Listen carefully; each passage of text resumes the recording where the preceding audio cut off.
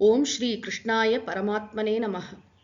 தஸ்மாதஜ்ஞானசம்பூதம் ஹ்ருத்ஸ்தம் ஞானாசினாத்மனः சித்வைனம் சம்சயம் யோகம் ஆதிஷ்டோதிஷ்ட பாரத. பகவான் ஸ்ரீ கிருஷ்ணர் இந்த ஸ்லோகத்துடன் இந்த அத்தியாயத்தை நிறைவு செய்கிறார்.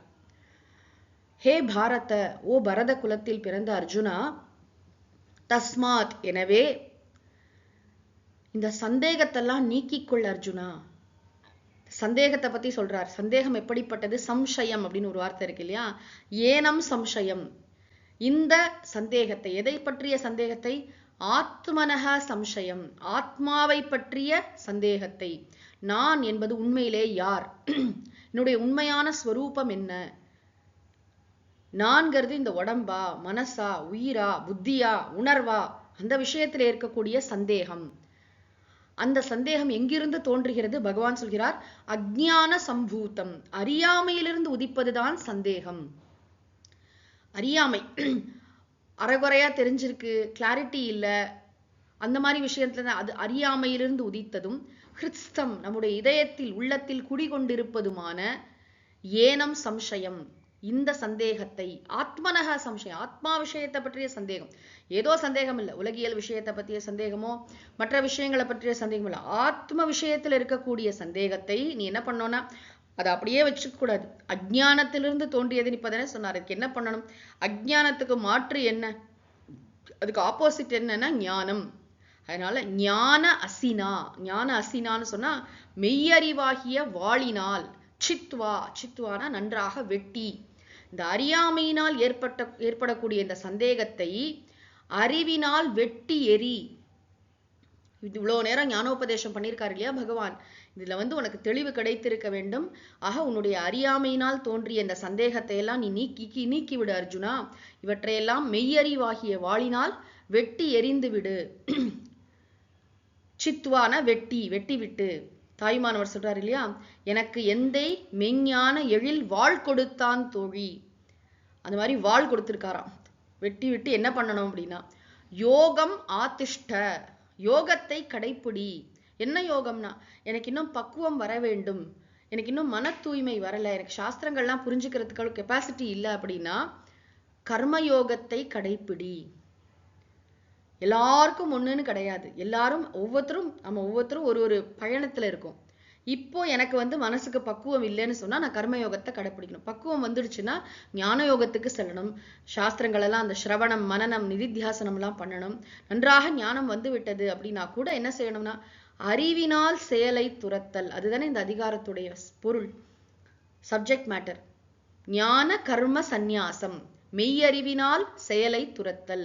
நான் செயலற்ற, எங்கும் நீக்கமர நிறைந்த தூய சைத்தன்ய ஸ்வரூபம், நான் ஆத்மா, நான் செயல் புரியாதவன் அப்படிங்கிற மெய்யறிவினால செயல்களை அறிவினால துறக்கிறோம், புறத்துல துறக்கிறது இல்லை. அதனால பகவான் அழகா இந்த அத்தியாயத்துல நமக்கு இல்லற ஞானிகளை காட்டினார், துறவர ஞானிகளை காட்டினார். எது எப்படியோ ரொம்ப முக்கியம் என்னன்னா அந்த அகத்துறவு. தாய்மானவர் பாடுவார், அந்த கரணம் அடங்க துறப்பதுவே எந்த துறவினும் நன்று எந்தாய் பராபரமே. புறத்துறவு என்பது அகத்துறவுக்காகத்தான். அகங்கார துறவு ஆண்டவன் உறவுன்னு சொல்லுவாங்க. ஆக இந்த இதை மேற்கொள்ளணும்.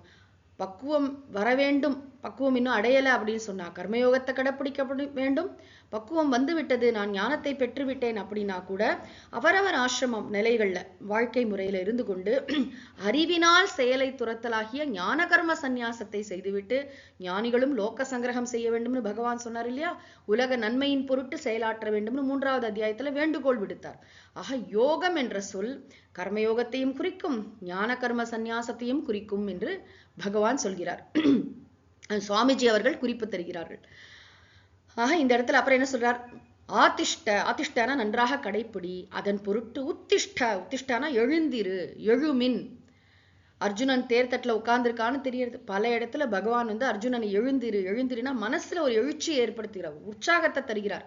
ஒரு சங்கல்பம் வந்தாதானே போய் செயல்ல இறங்க முடியும். நம்ம ரொம்ப ஆச்சரியமா இதே தேதி 5 பிப்ரவரி 1897 சுவாமி விவேகானந்தர் கும்பகோணத்துல அந்த வரலாற்று சிறப்பு மிக்க செய்தியை சொன்னார். அவருடைய உரையில Arise, awake, stop not till the goal is reached. எழுமின் விழிமின் குறி சாரும் வரை நில்லாது செல்மின்னு சொன்னார். எழுமின் விழிமின்னா என்ன அப்படின்னா, முதல்ல மனசுல ஒரு எழுச்சி, மனசுல ஒரு உந்துதல், ஒரு உற்சாகம், ஒரு சங்கல்பம் வரணும்.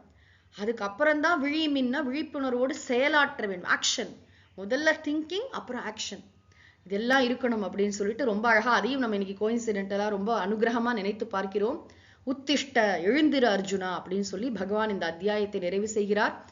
பகவான் ஸ்ரீ கிருஷ்ணருக்கும் பூஜ்ய ஸ்ரீ சுவாமிஜி அவர்களுக்கும் நமஸ்காரங்களை தெரிவித்து நாம் இந்த அத்தியாயத்தை நிறைவு செய்கிறோம். ஓம் ஸ்ரீ கிருஷ்ணார்ப்பணமஸ்து. ஹரிஹி ஓம் தத்சத்.